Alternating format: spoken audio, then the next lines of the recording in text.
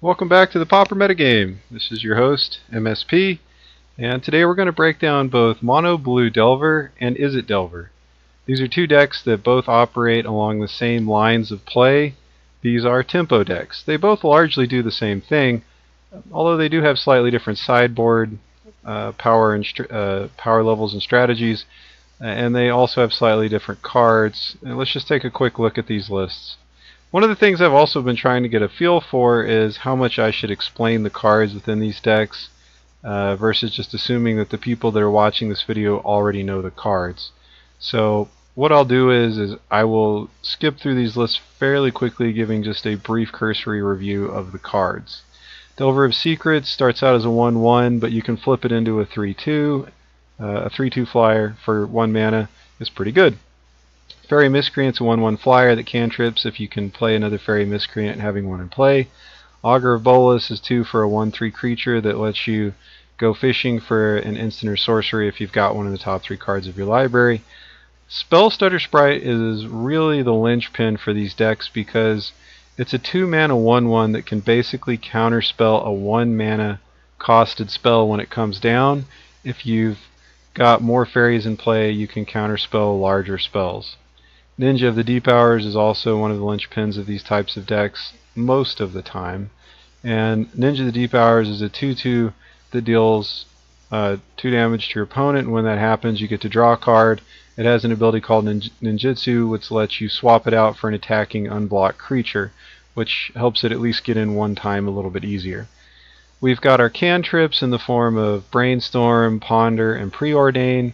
We also have in the red-blue version of the deck, we've got Lightning Bolt and Scred, which are both nice because they're 1 mana removal pieces.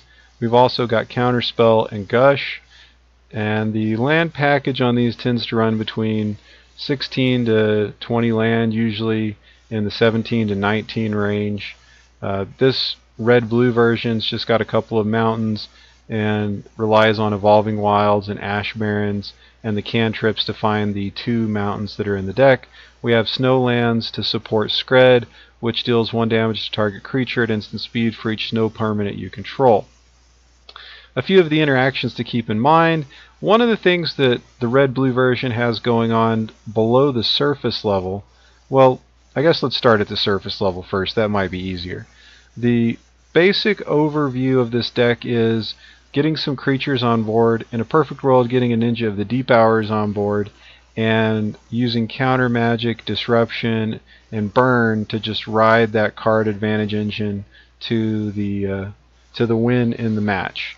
Also, the Spellstutter Sprite, being able to drop a Spellstutter Sprite and counterspell an opponent's spell while still having a 1/1 creature to show for it is pretty nice. It's effectively a 1-for-0 trade. You still get to keep a card in play, and they are down a card that they played.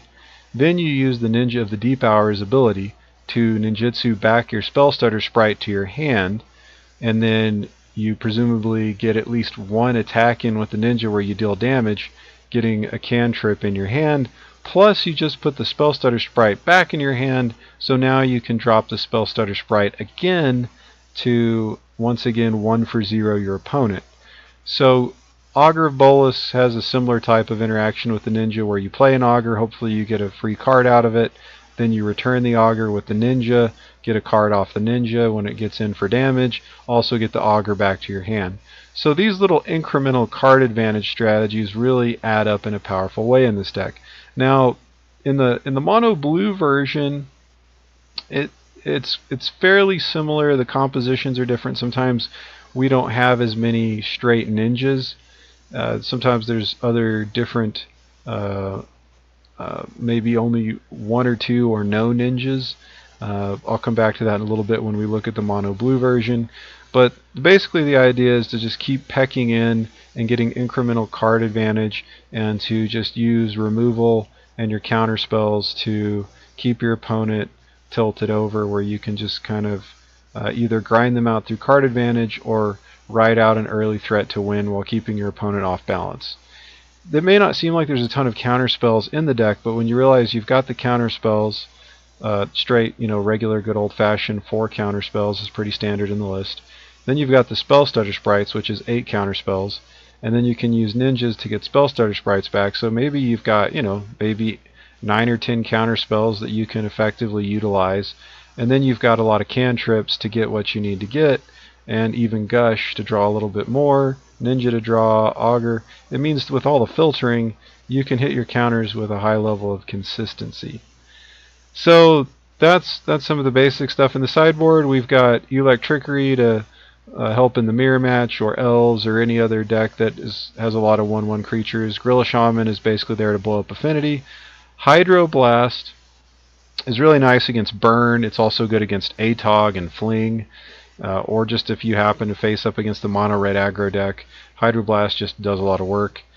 Pyroblast is one of the interesting nuances of the red-blue version. When the red-blue version goes up against the mono-blue version of this deck, the red-blue version gets Pyroblast, which is huge, because Pyroblast is basically a silver bullet against the entire mono-blue deck, except for Spire Golem, which is an artifact creature. But other than that, the mono-blue deck is mono-blue. So being able to counterspell or kill anything that the mono-blue deck plays for 1 red mana at instant speed is quite powerful. Stormbound Geist is also good against other decks that are heavy on flyers, as well as good against heavy Chainer's Edict style decks. Having some Stormbound Geist is really good. Swirling Sandstorm is a nice option to be able to have something that can just sweep the board for a large amount of more medium range creatures that Electrickery may not be able to take care of. So there's a lot of things that could fall in this category. Maybe you've got a Boggles deck, enchantment based deck where the creatures already, or a heroic deck where the creatures have gotten a little bigger but they don't have more than 5 toughness. Maybe Stompy, mono green, where you've got a whole lot of 2/2, 3/3, 4/4 style stuff, and you just need something to wipe the board. This is not a bad option. Okay, so let's go a little bit beyond the surface level stuff and kind of go a little bit deeper. This deck, I think one of the things that some people are confused about is some people think that the mono blue deck has risen to the top because the mono blue deck is superior to the red blue deck. I actually disagree with that. I believe that this red blue version is the deck that I want to be on when the red-blue deck takes on the mono-blue deck. When the two Delver decks clash, I want access to red. Again, when you go to sideboard games, Pyroblast is really good. In the main deck, your opponent's going to be trying to just get there with tempo by utilizing spells to effectively bounce your cards back to your hand, using things like Snap and Vapor Snag. Whereas the red-blue version has Lightning Bolt and Scred, which don't just delay cards, they actually permanently deal with them. This is also important because mono blue therefore has to be all in on the tempo game plan. Once they bounce cards to your hand, they're effectively losing card advantage most of the time, although there are some nuances to that. But most of the time they're giving up card advantage by spending cards just to throw creatures back in your hand. Also, vapor snagging cards back to your hand is also a little dicey because you don't really want to bounce an Augur, a Bolus, or a Spell Stutter Sprite, and you even have to be careful with Fairy Miscreants, because returning these creatures to their owner's hand allows their owner to replay these creatures potentially for card advantage value. So these are all important things to keep in mind. One of the also really fun things about the red-blue deck is you can play Brainstorm, draw 3 cards, and then put 2 cards back on top of your library, and then pop an Ash Barrens or an Evolving Wilds. The mono blue version doesn't run Ash Barrens or Evolving Wilds, but this is a really potent card advantage trick in the late game. What gets even more ridiculous is when you add Gush to the equation. Imagining a situation where you've got 5 lands in play in the late game, and frankly you don't need them, so you throw 2 islands back in your hand, maybe you leave a couple of islands and a mountain on board. Now you draw 2 cards and you have 2 islands in your hand. Then you use Brainstorm to ship the 2 islands back into your deck, and you shuffle them away with an Evolving Wilds.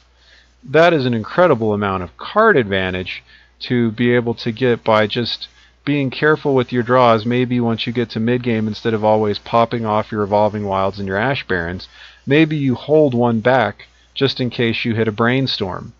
Maybe you hit a Gush and you even gush into a Brainstorm, and you've been smart enough to hold an Evolving Wilds or an Ash Barrens, and you can go from basically being in a top deck war with your opponent where neither of you have any action to being in a position where you've got a full grip of cards again. This is very powerful. So that's basically red-blue. When we take a look at mono-blue Delver, again we've got Delver of Secrets, Fairy Miscreant, Augur of Bolas, Spellstutter Sprite. I like this one of Ninja of the Deep Hours. The reason that the mono-blue deck cuts back on the Ninja package is in the mono-blue version there seem to be these scenarios where the Ninja is more likely to just get in a log jam because of things like Vapor Snag and Snap, which doesn't seem to be in this list. These are temporary solutions and not permanent solutions. The Ninja being on the ground and not having flying is more likely to just get jammed up where it can't get in more than once. Also, there could be scenarios where in attrition matchups where a lot of creatures are dying, it's not that uncommon to get stuck with a Ninja in your hand but not have something you can ninjutsu with it. Or maybe the board's just all mucked up where you can't really get a good attack. So the Ninjas just fill your hand and don't do anything. I think this is a little overreactionary to completely drop Ninjas from the list. If you're worried about that scenario, I like the idea of running 1 or 2 Ninjas because it's going to be, if you have 2 Ninjas in your deck, it's going to be very rare that you'll have them both dead in your hand. You might have 1 in your hand, and that's not terrible because a lot of the time Ninja will just win you the game. But whatever. Spire Golem is the big change up we get by going mono blue. It's a 6 mana 2/4 that costs 1 less for each island you have in play. It also has flying. It's really nice. You can see like in a mirror match situation where the Spire Golem blocks really well against the Ninja, against the Spellstutter Sprite, against the Augur, against the Fairy Miscreant, against the Delver. Spire Golem blocks really well against all of these creatures. So in a mirror match type situation, Spire Golem's quite strong. However, Skred can kill the Spire Golem, or attacking in with any of these creatures and getting a point of damage in on the Spire Golem leaves it also open to getting bolted off the board. So that's an interaction to really look at. The Spire Golem is a very important part of the equation and when the red-blue and the mono-blue deck, or if 2 mono-blue decks face off. Again, we've got the cantrips, Brainstorm, Ponder, Preordain. We've got the counterspells. We've also got Gush. The big difference here is Daze and Vapor Snag. Now, Daze is not going to be in all of the mono-blue lists. That could be changed up to maybe being some kind of supplemental counterspell like Prohibit or the Delve counterspell. Any of these things are options. Vapor Snag is a pretty... or even having a couple of copies of Snap, the blue colorless 2 mana bounce spell that lets you untap 2 lands. Vapor Snag is a pretty standard go-to, and this deck is just all about tempo. This deck is all about getting in some counter spells, using Vapor Snag and counter spells, and just aggressively attacking in the air to get the win. In the sideboard, we have a Null. There's no access in mono blue to have something like the Gorilla Shaman available to help with Affinity, so a Null gets the nod here. Dispel is useful against any other kind of counterspell type decks. It's also good against Burn. Gut Shot is useful against a lot of different things. Probably most noteworthy, white-blue inside-out combo with Tireless Tribe. Gut Shot can be very good there. It can also deal with some problematic elves. It could also just be good against opposing Delvers before they flip. Hydroblast is quite good against anything with red, which is a lot of things out there. It's also good against opposing Pyroblasts. Curse of Chains is really good against things like Affinity with big fat 4/4 creatures that you just can't deal with very well. And it's good against any creature heavy deck with really fat, big, annoying creatures you're having problems with. Stormbound Geist is again there for any opposing deck that has a lot of flyers and or is running a lot of edict effects. And that's basically it. Again, in the Izzet Delver versus Mono Blue Delver matchup, I prefer to be playing the Izzet Delver deck, but your mileage may vary. A quick breakdown on just some of these matchups. When we look at Elves, the red-blue deck is also really nice because we've got the Electrickery in the sideboard, which is quite nice. We also have the Sandstorm We've got the Swirling Sandstorm in the sideboard. Also, Scred and Lightning Bolt are really great because we've got permanent solutions, whereas Mono Blue has temporary solutions. The all-star card for either list, though, is probably the Spellstutter Sprite, just because, well, in the main deck, Electrickery is probably the best card out of both lists for dealing with elves, but in the main deck, Spellstutter Sprite is going to be quite good against elves. It's just so much value to drop a Spellstutter Sprite, be able to counterspell an elf, and then potentially again maybe you get a ninja down, and then bounce the Spellstutter Sprite back, and then counterspell another elf again. Just to repeatedly eat elves for free, basically, is really good. And the red-blue deck also, again, has multiple ninjas to get more interactions of bouncing the Spellstutter Sprites back over and over. So for all of these different reasons, I like the Izzet Delver deck better against the Elves deck. Mono Blue versus Elves. Mono Blue can certainly get there. It just depends on how the interactions go. If Elves is able to get some creatures out and resolve either a Distant Melody or a Lead the Stampede, Elves has a very real chance of just being able to run over Mono Blue.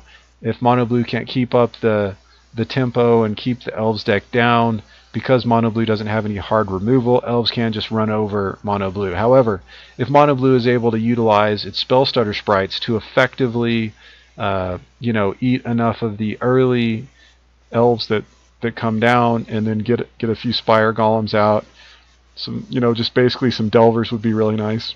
Basically get enough tempo to just tempo the game out. That's a possibility too.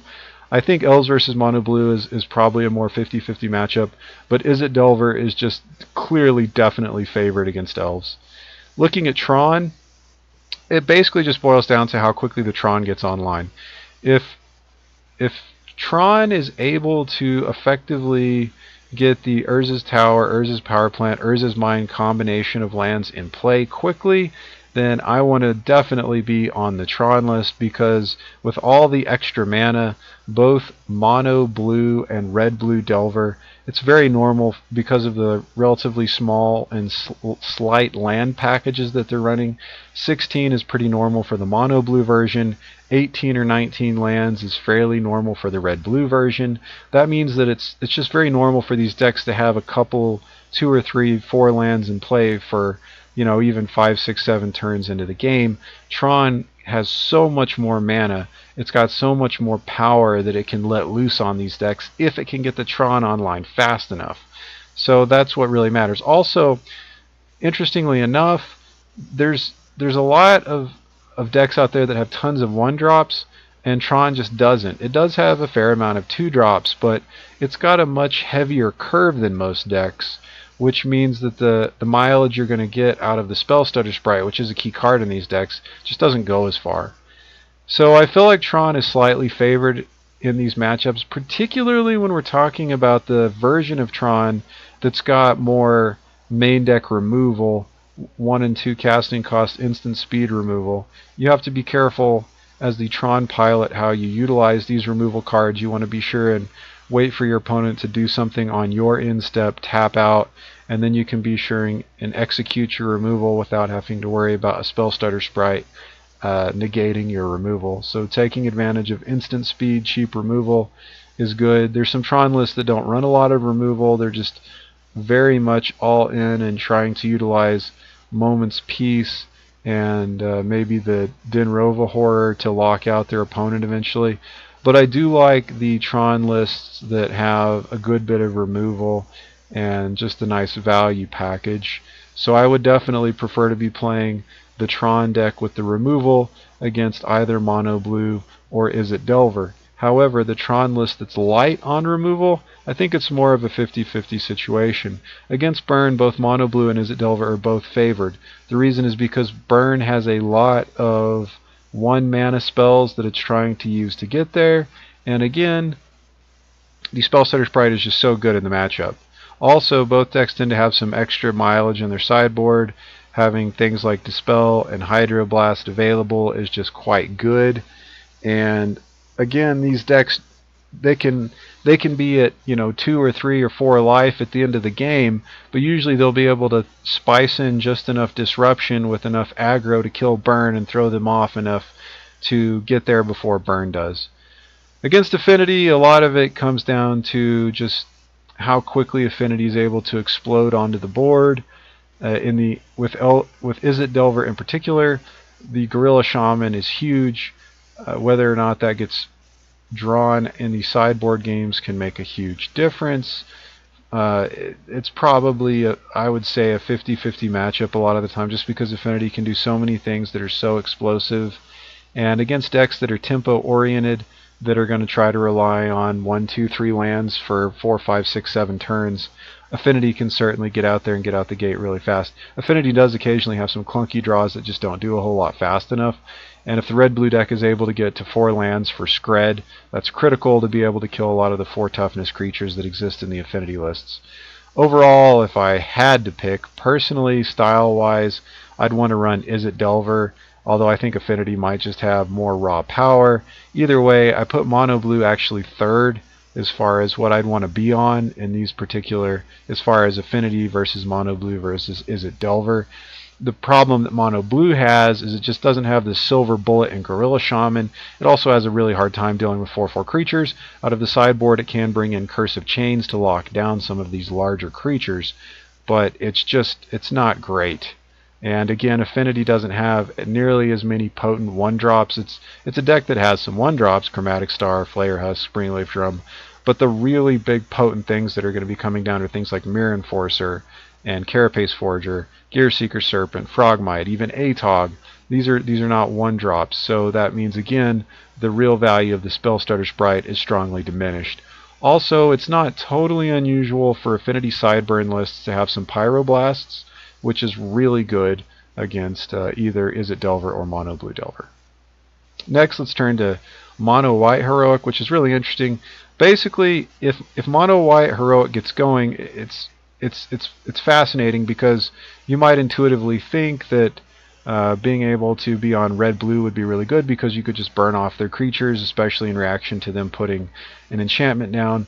But the deck has a lot of ways to very cautiously work a creature up on heroic. So let's say you've got a Laguna Band Trailblazer on the board, you play that on turn 1, and then on turn 2 you play Defiant Strike and the red-blue player responds with Lightning Bolt, but there's a reasonable chance you've got an not Lightning Bolt.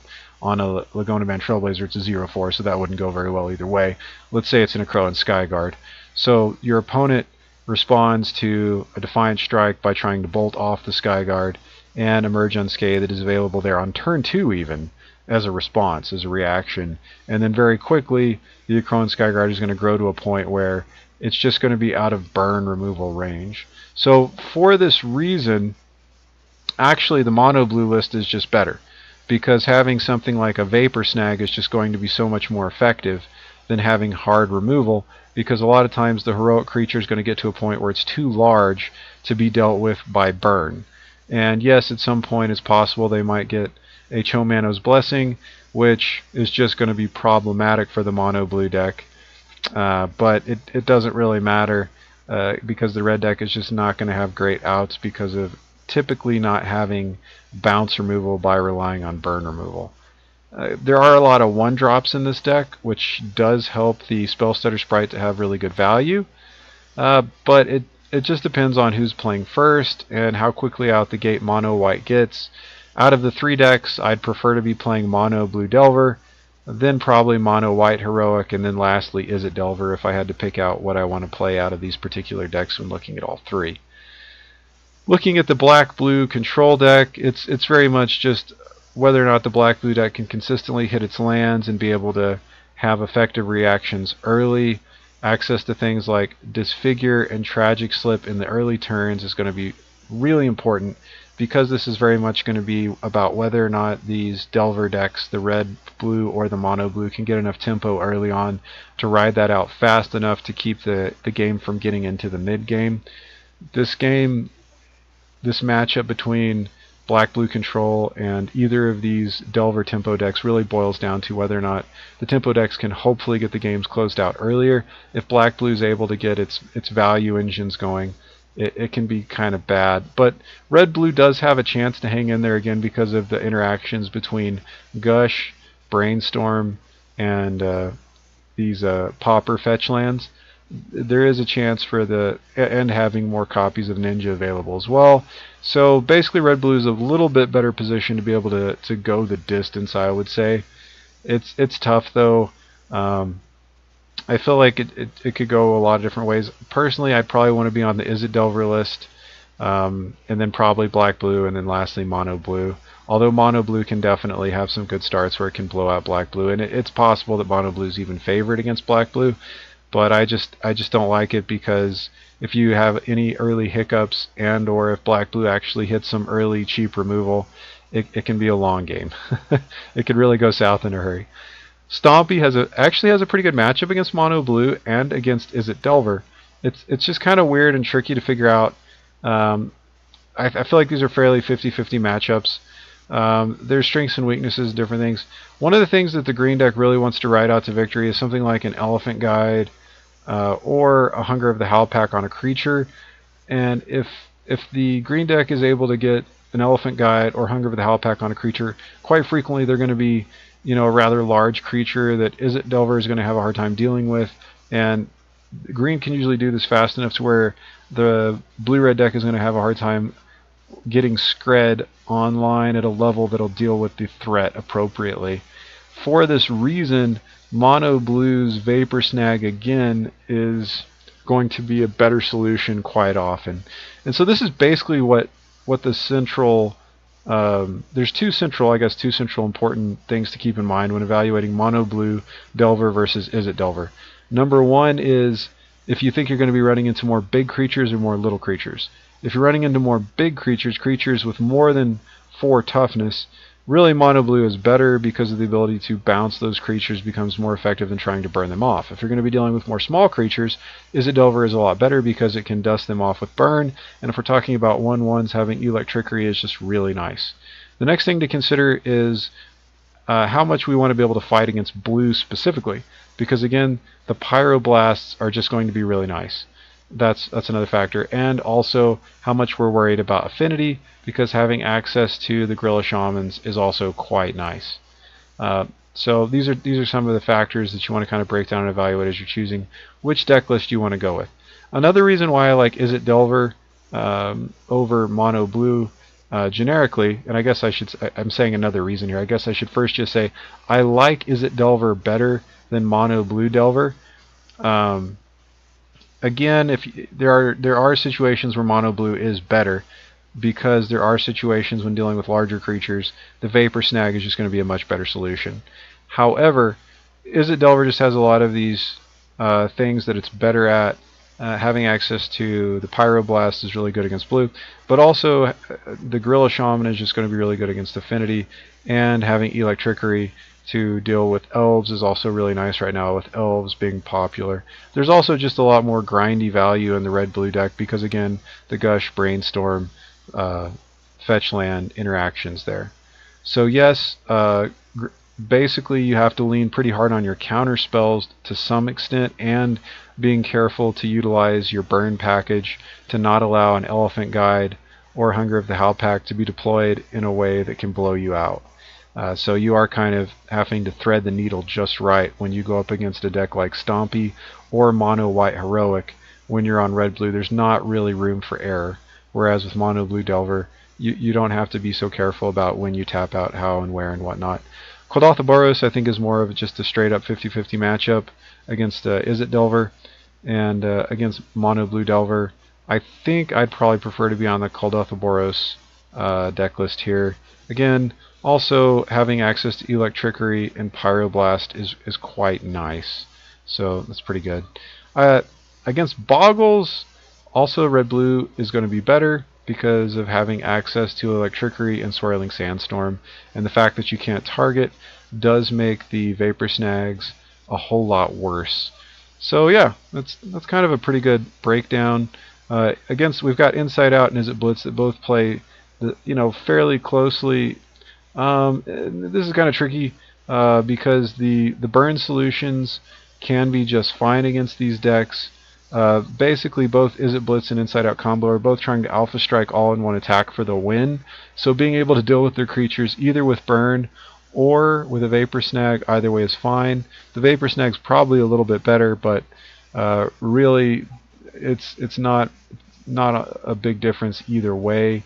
So I think because both the mono blue and the Izzet Delver deck are able to do disruptive things, counterspell, keep the opponent off balance, and try to attack consistently while gaining some card advantage incrementally here and there. I prefer either of those lists to Izzet Blitz or Inside Out Combo, but I think both Inside Out Combo and Izzet Blitz are very good and are a lot better than a lot of people might realize. I do not believe that these two decks are actually this far down in the metagame in terms of power level. For example, I would much rather be on Inside Out Combo or Izzet Blitz than be on Mono Black, even though Mono Black can get you some free wins against Boggles and Mono White Heroic.